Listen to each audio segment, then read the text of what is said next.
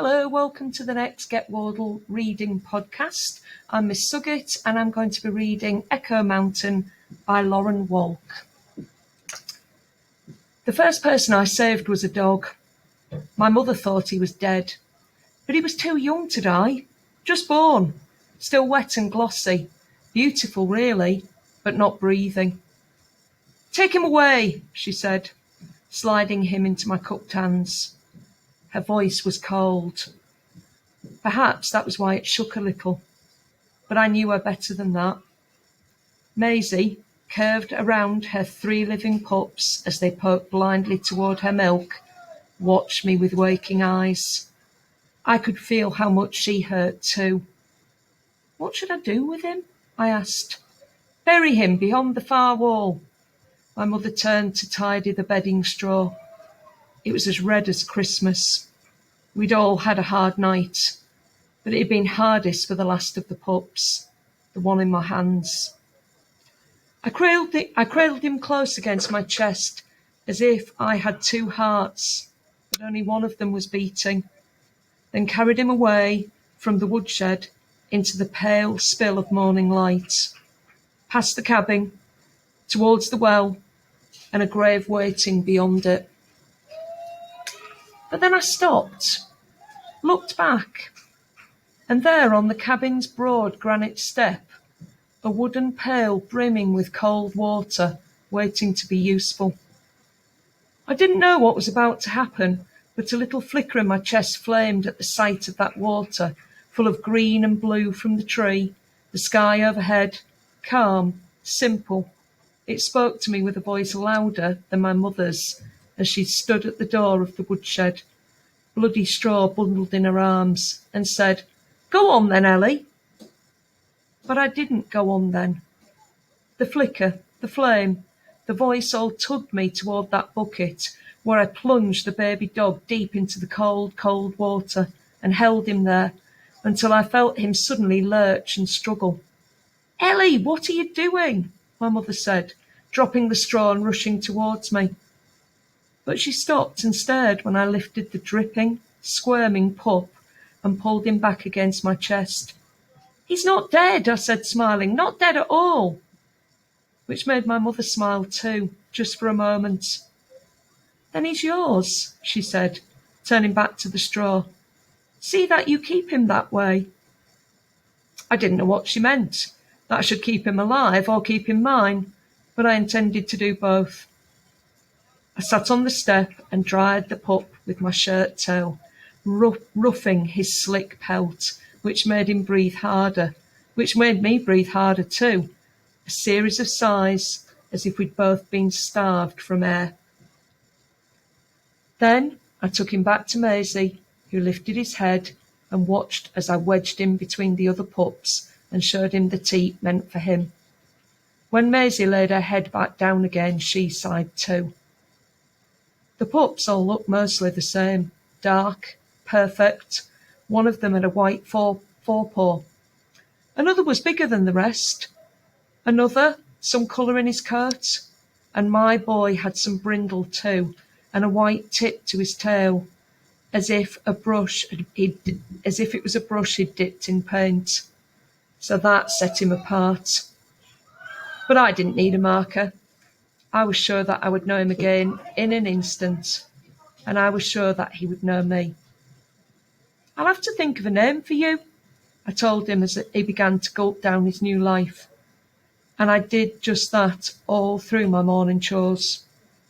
While I pulled winter grass from the potato patch, I decided against Shadow, though he was dark and it suited him. I thought of Possum, because he hadn't really been dead, not really, as I bundled the grass and set it aside for the cows. I considered Boy, which he was, and Beauty, which he also was, as I weeded early spinach come up from the autumn seed. I thought about Tipper, for that white tip, as I bundled kindling. And finally, while I stowed the wood in the bin by the big kitchen stove, I chose Quiet. My little brother Samuel said, "I like that," as we ate a breakfast of dried blueberries, fire black potatoes and milk still udder warm. It's a heartbeat name. My mother said, a what? A heartbeat name. You know, 2 parts. Ba-boom, ba-boom. And I like that. Esther said, quiet's a dumb name. But she was my big sister and thought everything I did was dumb. He'll wander off somewhere and you'll go yelling, quiet, at the top of your lungs. She shook her head, dumb. But I disagreed. Though I did think that quiet was an odd name, which was all right with me. I myself was odd in many ways. I liked other things that were odd, questions worth answering, like the ones that would soon lead me to Star Peak, to a boy who could make a knife sing, to a hag named Kate, and the other Elses I came to know during that strange time. Some of them were good, some of them were bad, all of them tied to the flame that burned more brightly than ever on the day when Quiet was born. Quiet's grandmother, a sweet dog named Capricorn, had started her life as I'd started mine, in a town where my father was a tailor and my mother a music teacher, before the stock market crash that made almost everyone poor and sent us to live on Echo Mountain. But what crashed? I asked my father, when our own lives began to spin towards disaster. My father told me that too many people had gambled with their money and then panicked when it looked like they might lose it, which, in fact, made them lose even more and made them poor, and us along with them. I don't understand. I remember looking up at him, expecting a better explanation than that. Did we gamble with our money? He shook his head. Then why did we lose ours too? Not ours right off, but people who have no money don't pay a tailor to make their clothes, and they don't buy new clothes when the ones they'll have will do. My father was more than a fine tailor. His clothes fit us like second skins, and the vines and the flowers he stitched into his hems and cuffs were more than beautiful. They were like signatures on paintings. But Mother is a teacher, I said. Do you mean that people are too poor now for school? He shook his head again. No, I don't mean that. Quite the contrary. More music right now would do everyone a world of good. But I'm afraid music is one of the first things to go when a school is in trouble. And we're not the only ones leaving. Half the town has gone away, moved in with kin, or just moved. To live on the road, in the rough, looking for work, which means not so many children in the school anymore, and no need for all the teachers they once had. No need for my mother. And so we lost his shop first, and then our house, and then the life we'd always known, which was when I understood the other name that people used when they talked about the crash.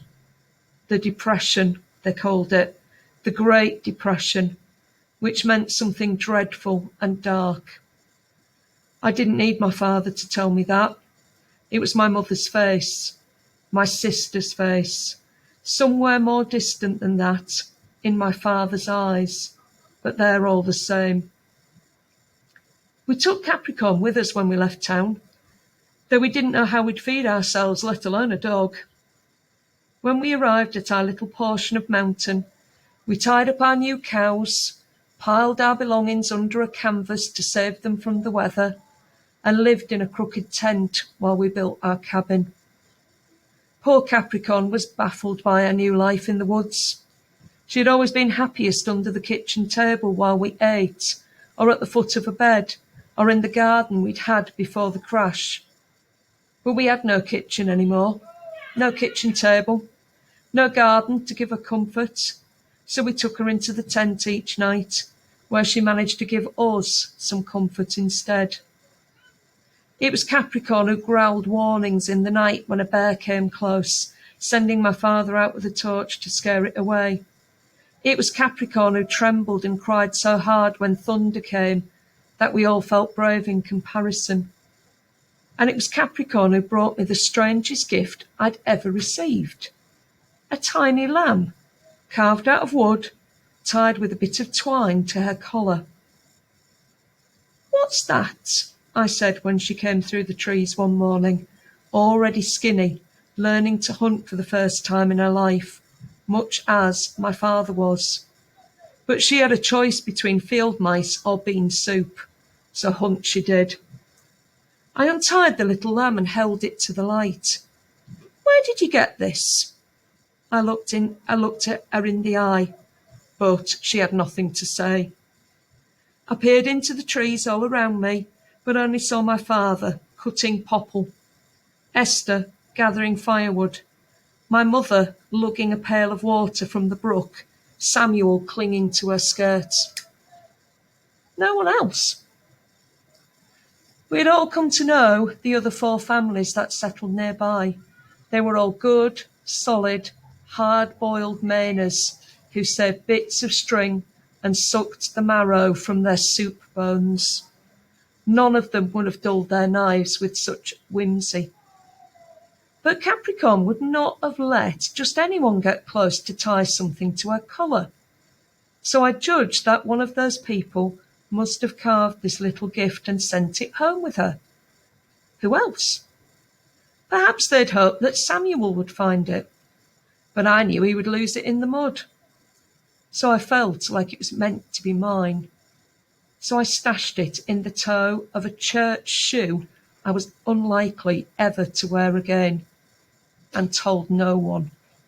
If anyone was going to unravel its mystery, I wanted it to be me.